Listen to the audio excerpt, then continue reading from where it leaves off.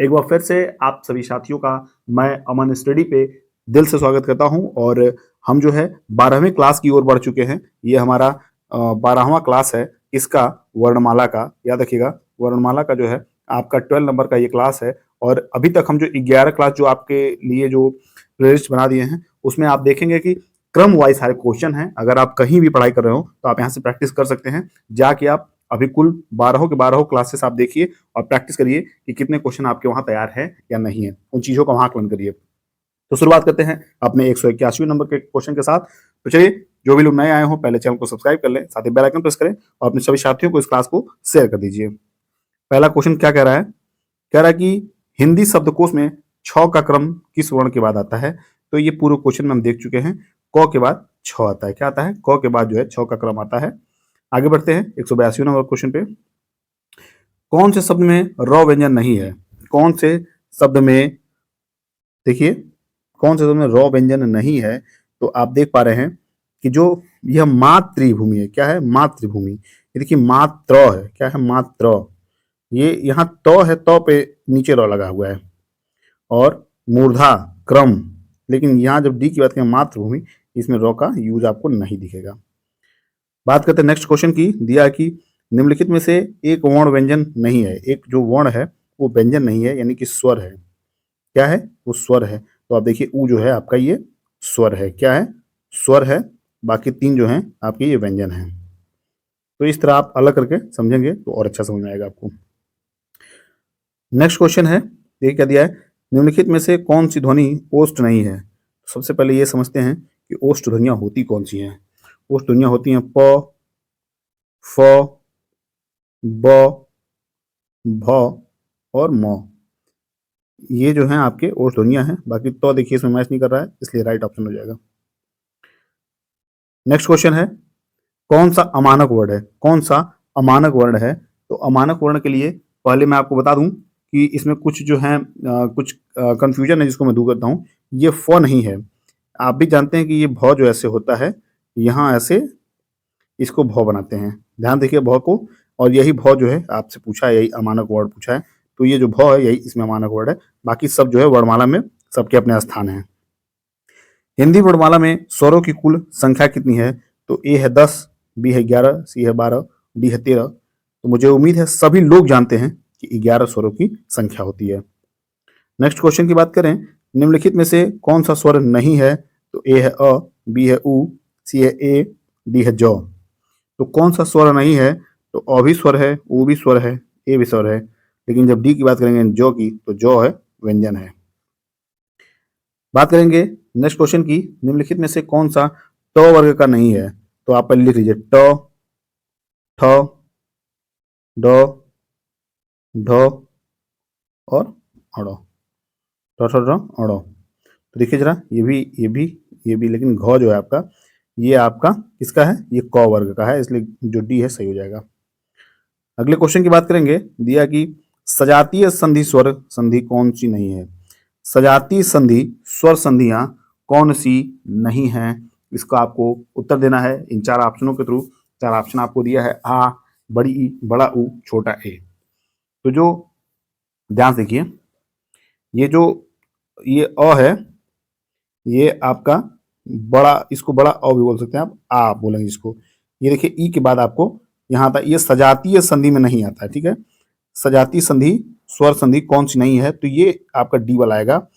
अगर यहाँ ए के बदले यहाँ ए ऐसे रहता तो ये चारों सेम होते। क्या होते हैं? ये चारों सेम होते हैं।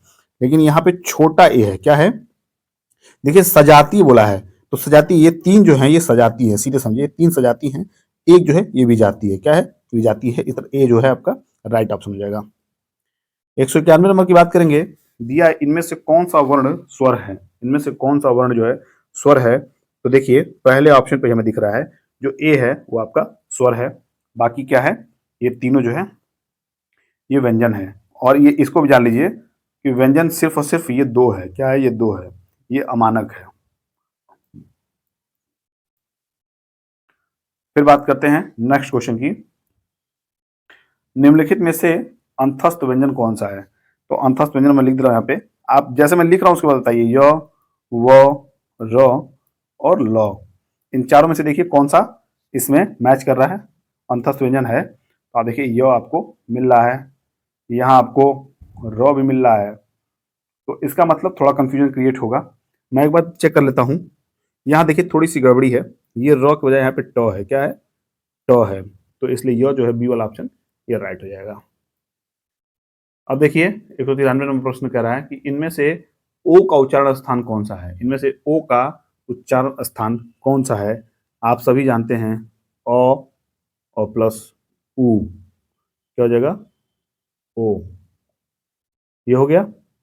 और आपको पता है कि अ जो होता है कंठ होता है, उ जो होता है ओष्ठ होता है, तो ये क्या हो जाएगा, ये कंठोष्ठ हो जाएगा। इसको याद रखिएगा, डी ऑप्शन कंठोष्ठ। 194 नंबर प्रश्न कह रहा है कि च और छ वर्ण का उच्चारण स्थान क्या है। तो आप जानते हैं कि च वर्ग जो आता है वो तालु में आता है, जिसको आप तालव्य भी बोलते हैं। नेक्स्ट की बात करें 195 नंबर का, कह रहा है ये देखिए ये क क्र नहीं है, ये क है और इसके नीचे यहाँ बिंदी है, जैसे यहाँ गौ के नीचे है, जौ के नीचे है, प के नीचे है। ध्वनियाँ किसकी हैं, तो आप इसको आप देख बता सकते हैं। ये संस्कृत की बिल्कुल नहीं होगी, अंग्रेजी की नहीं होगी, दक्षिण भाषाओं की नहीं होगी, ये अरबी फारसियों की है। क्या है, अरबी फारसी की है। किसकी है, अरबी फारसी की है, याद रखिएगा, अरबी फारसी की है। 96 नंबर की बात करेंगे, 196, तालव्य व्यंजन है, तो तालव्य कौन सा है आपका, च छ ज झ, क्या है, च छ ज झ, तालव्य आपका हो गया। बात करते हैं 197वें प्रश्न का, कौन वर्ड जो है घोष नहीं है, कौन वर्ड जो है घोष नहीं है। इसका मतलब है कि जो आप देखिए क, ख, ग, घ और अंग, याद रखिएगा ये जो होता है अघोष होता है, क्या होता है, अघोष, और ये सघोष होता है, तीसरा, चौथा, पांचवा, ये अघोष, ये सघोष, इसको घोष भी कहते हैं, सघोष भी कहते हैं। तो अब आप देखिए जो र है आपका, क्या है, जो आपका र है, ये र किस में आएगा, ये र आपका सघोष में आएगा, क्या आएगा, ये सघोष है, यानी यह कि घोष नहीं है, मतलब अघोष है, तो ये आपका सघोष है। आपका जो ल है ये भी सघोष है। लेकिन जब बात त की करेंगे, देखिए त, थ, द, ध और न, आप देखिए तो पहले पे है और पहला क्या होता है, अघोष होता है, इसलिए तो आपका राइट ऑप्शन हो जाएगा। 198वां प्रश्न कह रहा है कि किस शब्द में री स्वर नहीं है, किस शब्द में री स्वर नहीं है, तो किस में नहीं है, कृपा में नहीं है, कृष्ण में नहीं है, दृष्टि में नहीं है, आज में नहीं है। ये प्रश्न रिपीटेड है, हमको लग रहा है मल्टी टाइम्स रिपीटेड है, क्या है, मल्टी टाइम रिपीटेड है। याद रखिएगा इस प्रश्न को कि ये बच्चा जानता है कि आज जो है, आज में आपको री नहीं मिलेगा। सेकंड लास्ट क्वेश्चन है 199 नंबर का, किस ध्वनियों का अनुस्वार कहा जाता है, किन ध्वनियों को अनुस्वार कहा जाता है। तो ए है स्वर के बाद में आने वाली नासिक ध्वनियाँ, बी है स्वतंत्र रूप से उच्चारित ध्वनियाँ, और सी है स्वर के साथ आने वाली ध्वनियाँ, और डी है आपका व्यंजन के बाद आने वाली ध्वनियाँ। तो याद रखिएगा पहला ऑप्शन जो है, स्वर के बाद आने वाली नासिक के जो ध्वनियाँ हैं उन्हीं को आप अनुस्वार कहते हैं, इसलिए ये ऑप्शन आप राइट टिक करिएगा। बढ़ते हैं अगले प्रश्न की तरफ। अगला प्रश्न 2 नंबर का, क्या कह रहा है कि हिंदी भाषा में मूलतः वर्णों की संख्या कितनी मानी गई है। हिंदी भाषा में मूलतः वर्णों की संख्या कितनी मानी गई है, तो आप इसको नोट करिएगा 52, कितना, 52, इसको याद रखिएगा। और ये लास्ट क्वेश्चन था, यहाँ समाप्त हुआ। एक क्लास आपकी जो हो सकती है वो संभव वर्णमाला से एक क्लास और आएगी। इसके बाद हम नेक्स्ट चैप्टर की बात करेंगे, और नेक्स्ट चैप्टर जो आएगा वो अच्छा होगा, वो सरप्राइज होगा, हम बताएंगे नहीं अभी, बता देंगे तो आपके मन में रहेगा सर यही पढ़ाएंगे, लेकिन आप जो है सरप्राइज रखिएगा। हो सकता है कमेंट करिए कि कौन चैप्टर में पढ़ा सकता हूँ, या अगर आप वोटिंग कर देंगे, मैं कम्युनिटी पोस्ट पे एक पोस्ट कर दूंगा जिसमें आप वोटिंग कर दीजिए कौन चैप्टर आप पढ़ने के इच्छुक हैं, मैं वही चैप्टर पढ़ा दूंगा, वही चैप्टर की प्रैक्टिस करा दूंगा। तो चलिए इस क्लास को ही समाप्त करते हैं, मिलते हैं अगले क्लास में, तब तक के लिए शुभकामनाएं आपके साथ हैं, पढ़ते रहिए, मस्त रहिए, स्वस्थ रहिए, बाय बाय, टेक केयर।